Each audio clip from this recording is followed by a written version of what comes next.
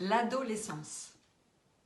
Seul dans sa chambre, les années 60, la grande époque du vinyle. On mettait le disque sur le pick-up, on prenait la pochette, on s'allongeait sur son lit, les jambes repliées. On ne s'attardait pas sur le recto. C'était presque toujours un gros plan de face du visage du chanteur, le regard trop près, le nom écrit trop gros. Au verso, les titres légendés, les références du studio, du mixage, des arrangements. Mais la seconde qui comptait, c'était quand on ouvrait, quand on multipliait par 2 la surface. À l'intérieur, on découvrait la grande photo sur la double page.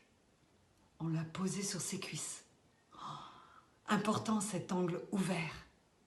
On pénétrait dans un univers, mais en le recueillant aussi en soi, en lui donnant une espèce de relief qui s'accordait à la chanson, à la matérialité du son.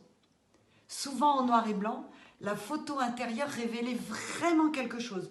Parfois, c'était dans la maison du chanteur, de la chanteuse, ou bien dans son jardin. On aimait aussi quand c'était un décor. Jean Ferrat sautant sur les pierres plates d'un ruisseau ardéchois. Simon et Garfunkel contre le grillage à Central Park. Jacques Brel marchant sur une belle plage belge. On restait là. On habitait l'image. Alors plus tard, il y a eu les cassettes, il y a eu les CD. Au début, on se disait que ce serait génial, ce tout petit cahier glissé dans la boîte compacte. En miniature, ça donnerait une impression encore plus précieuse, encore plus belle. Mais il faut bien l'avouer, on n'a jamais vraiment embarqué comme on le faisait avec la double page. L'idée du disque s'est un peu envolée.